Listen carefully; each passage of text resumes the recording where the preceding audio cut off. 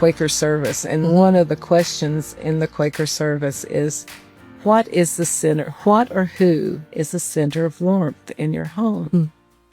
Listening to you all, I would have to say Mitch had been the center of warmth in our home, because he loved to entertain, and he could make it happen. He like Gary, he was very good at knowing what needed to be done outside, what looked good in the house. And he just had this way with it, very charismatic with people, from joking, no one entered our door and ever left feeling empty. Right. Whether it was food or conversation. He was Gary was the cook. Yeah, he was just that all around person.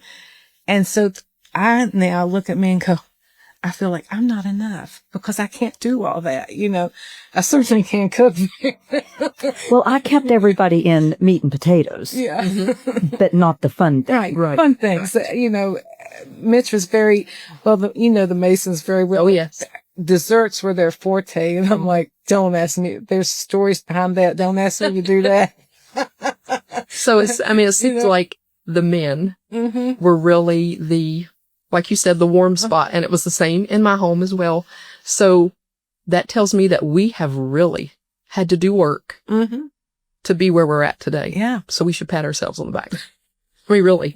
Let's run around. That's really, that's big. That's huge. It really is, because our husbands each have just personalities that... Big personalities. Big personalities. And then when that's gone, it's like, I was telling someone the other day, my weekends feel so flat because we would always go home, get everything ready, where we could go out and we'd always have a Friday night date.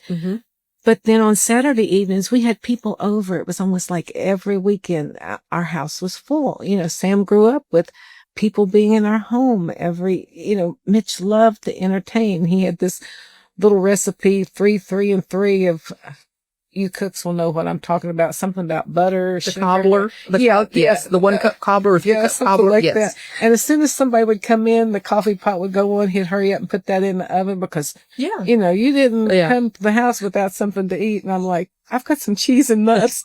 I think I have a cheese spit. It's, I'm not that, But then we got to think, we are different people. We're unique. Stereotypically, the warmth is female. I know. But we happen to all share the warmth. And so I used to say to him, it doesn't matter if we got reverse wired. At least there's one of each of us. Right. And no longer is there one of each of us. Right. And now we've got to make that work for... Yeah.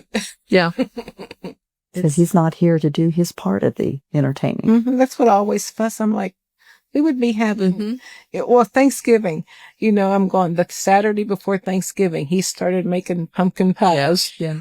I'm like, oh, not me. And not that we try to replace them or whatever you said, but we have to have a different way of thinking to try to incorporate some of those things to keep life and keep warmth and keep things going. And keep him alive to the children too. Absolutely. That's important. Very, very. It warms my heart if my grandson comes over and he sees, I've got one of those frames that, keeps the pictures coming and going.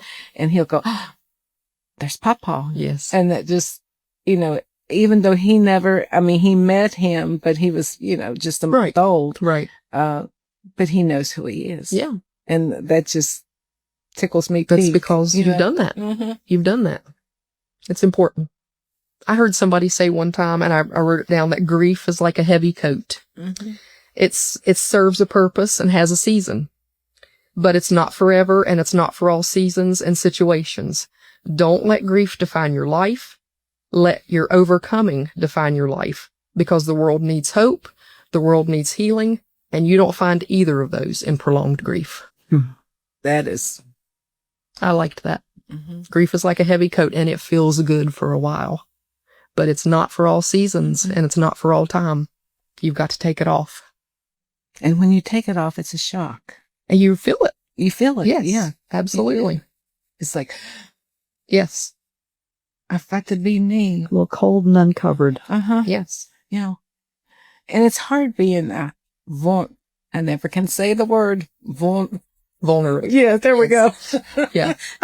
Mitch would always laugh. I could never say that word. Vulnerable. There we go. There you go. Yeah. Because you feel, you don't have somebody that has your back immediately. Mm-hmm. That's where I feel vulnerable. Right. Even in church situations Mm-hmm. and especially in business situations, because it's you. Right. You don't have that person that has your back. So you think, well, who could stick up for me? Who could help me? Who could, yes, I get that.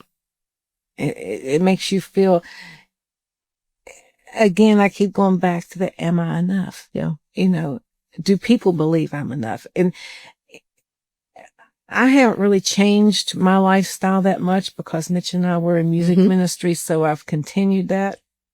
But there's times, Marilyn will probably, I'm looking going, oh, that's where Mitch was supposed to come in. Right. Yeah. You miss, even after all these years, you miss that, Mm-hmm. If something got changed, we'd be at 2:00, Sunday morning working something different out, and now it's just on me and I'm like, I will sleep. Yeah. I've always considered myself a strong person, a strong woman, a smart woman, but I'm not going to lie. I liked being taken care of in certain ways, knowing somebody was there. And I'm so thankful to have that again. It's wonderful. So thankful.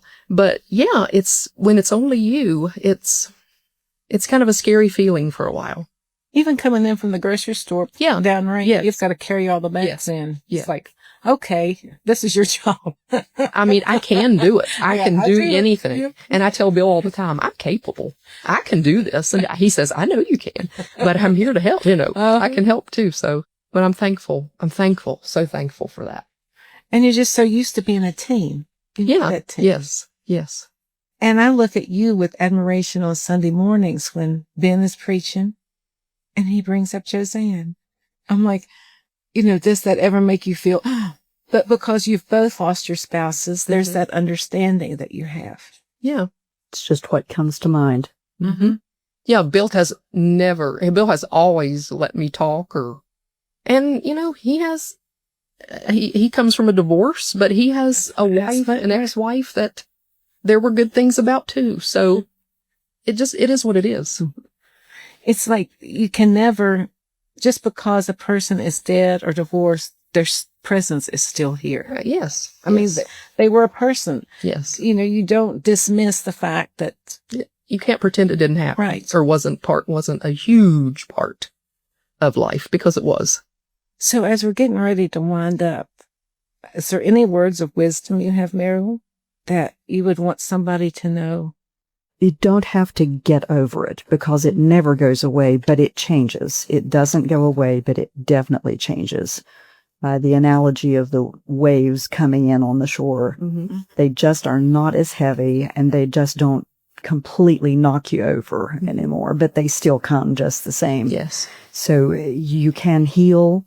You will be better. You will be okay, but you'll never be over it. And so you don't ever have to chide yourself that you're not doing well enough just because it doesn't go away. Right. But it does get different. And I don't think any of us want to be over it.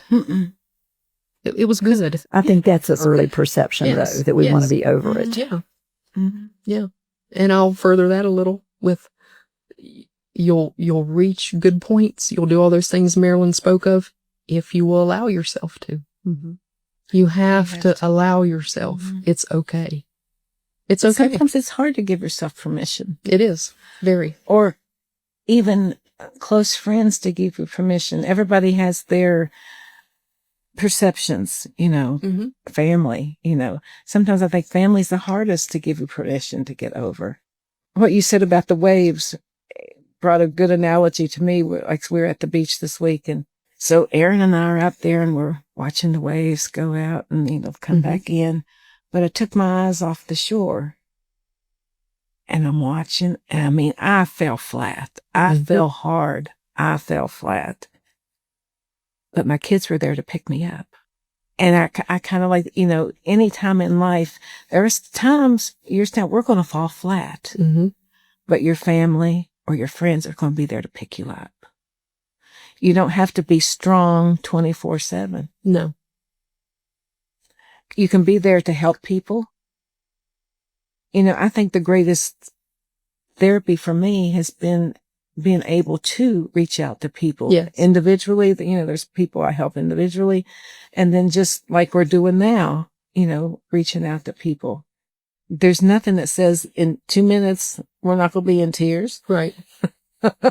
or laughter or whatever, but it's just a day by day process. Yes. We have to allow ourselves to heal. Mm-hmm. And it's like anything in healing. Sometimes everything's strong and the same, but if you know, just like me, you know, I've got scars. Mm-hmm. And so we all are going to have those remembrances. Mm-hmm. And that's not a flaw because you have some scars left. No. Mm-hmm. So many people tell me or make the comment to me, I wish I could get to where you are. And I tell them, you can. Mm-hmm. You can. You can. You just have to do it. You just have to make up your mind that this is what I want for my life. Saying, how can you be so happy? Yeah. Yes. And to me, joy comes from within. Mm-hmm. And you can be happy because that person lived. Yes. You can be happy because they chose me and we had a happy life together. Absolutely. Yes. But now I'm here. God has given me this day to breathe. Mm-hmm. And I'm going to be the best I can be. Yes. I'm going to do something with it. Mm-hmm. Not going to squander it. Right. That's right. I agree. Absolutely. We have to. You know what? We don't have to. But if you want to, Right. you want to go, We don't if you want to serve the Yeah. Lord, you're going to have to. Mm-hmm. Yeah, and I even had the thought, you're free to stay miserable, but why would you want to? Yeah, Why? exactly. Why would you? You're free to stay that way. Yeah. That's You can fine. be as miserable as you want to be. But why? And a lot of people think that's the perception that other people want them to be miserable. Yeah. Nobody wants you to be miserable. Yeah. Take the coat off. Yeah. Take the coat off. That's awesome. Summer's out there. Did you there was something that I asked you to share. Do you have it? And that's the way I'd like to close it. It was so good. I said, since David passed away almost 9 years ago now, I have a peace and calm in my body that I truly can't explain fully to anyone. It's not that I don't miss him. I do. But I learned a lot through his passing and the way he chose to do it, very bravely. I have learned that I must accept what happens. I don't have to like it. I didn't like it, but it must be accepted as part of my journey. For me, the peace has come through that acceptance. There's no other way to explain it. We have got to remember that death is a part of life. And David is experiencing what he believed in and what he longed for, an eternity with God. How can I be sad about that? How can I be sad that his horrible suffering is over? I'm not, and I refuse to be. I'm happy for him. He just got there before me, and that's okay. And that's the way I choose to look at it. And that's how we'll end it. They got there before us. And that's okay. And that's okay.